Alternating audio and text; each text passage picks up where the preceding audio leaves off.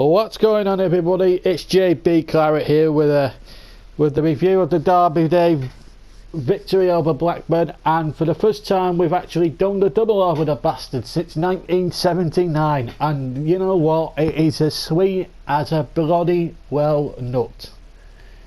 It's as sweet as a frigging nut, I tell you. I can't quite believe it, to be honest with you, but you know, that bastard is all for the years of torture you put our Burnley fans through. You know, I'm dedicated. I'm really am. I mean, you're getting what you bloody deserve, quite honestly, because you used to win most of those derby games, bastards, by cheating. You know, and went boots on the other foot, and you're losing. Now you know what us Burnley fans went through for almost 20 odd years, or 30 odd years, or whatever it were. We're unbeaten in 7 against you now, and we've won the last 3. So stick that in your pipe and smoke it. Anyway, to the game.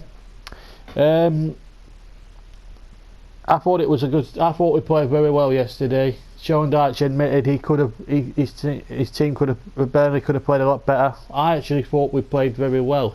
Weren't helped by certain refereeing decisions, which I'll touch on later. But first of all, I'm going to talk about the first the goal that won it yesterday. And the referee was involved, but it was for the right reasons. Ball gets played into the area. Duffy thinks he's got everything covered, and from nowhere, Boy absolutely steals it, gets the ball. Duffy kicks the back of his heel, brings Boy down. It's a definite penalty.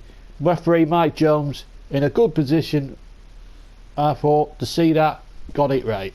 Absolutely got it spot on. Definite penalty. And I thought, oh no sweat, here we'll go 1 up. And then I found out Andre Gray had taken the penalty. Now, bearing in mind that when he last took a penalty, he missed against Reading, albeit obviously their goalkeeper at the time was about 4 yards off his line when the kick was taken. It wasn't a great penalty besides that. And I thought, right, just belt it, just smash it in, and that's exactly what he did. Still went to his left, left-hand side, the right-hand side, as you'd look at it on the TV. And Gray blasted it down the middle, no problems, no fuss, and the celebration towards the supporters, it meant everything. It absolutely meant everything. And then after that, it got a bit scrappy. I mean, to be fair, Bennett pulled out a very good save from Eaton. That was a very good save. And then Akpran, who later actually tried to, cheat, if you like. Started, got a deflected shot which Eaton had to turn away. I think apart from that, I don't think Tom Eaton had too much to do other than those 2 saves. Now on to all these penalty appeals that Blackburn feel or say they should have had. Well, I don't think they're the case, if I'm being honest. The first one, Ward and Akpran.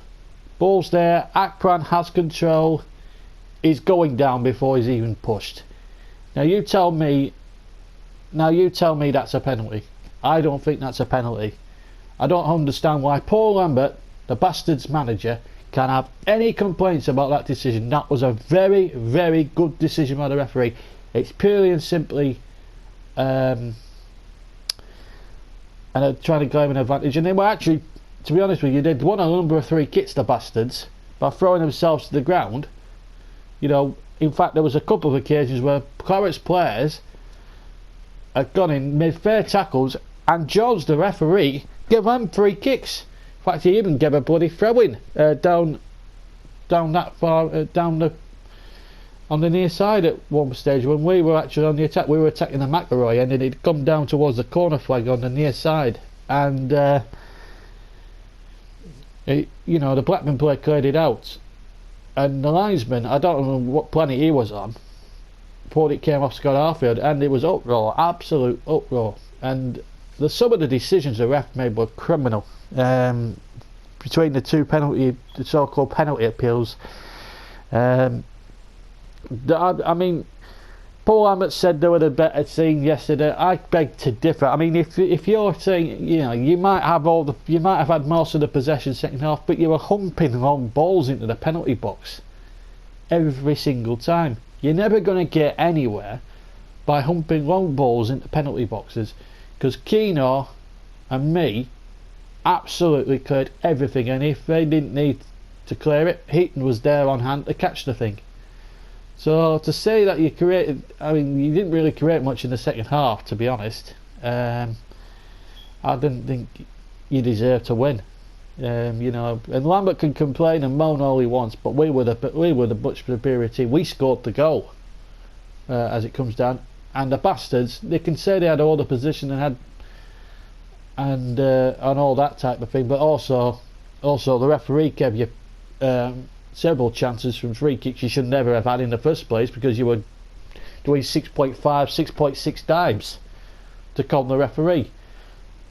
You know, that was just, you know, that was gamesmanship which gone too far. Absolutely ridiculous. Your players went down. Yeah, I think Gomez should have been sent off for 2 bookable offences. But hey ho, I'm not going to moan because my team's won. Now the second penalty appeal. Right, it was right at the end actually. It was involving Jordi Gomez, I think, and Michael Keane. Ball gets whipped in. This was just in the last seconds of the game. This was the last play of the match. Ball gets whipped in. Heaton gets a half a punch for a crowd of bodies. And it was like a rugby scrum in there, I can tell you.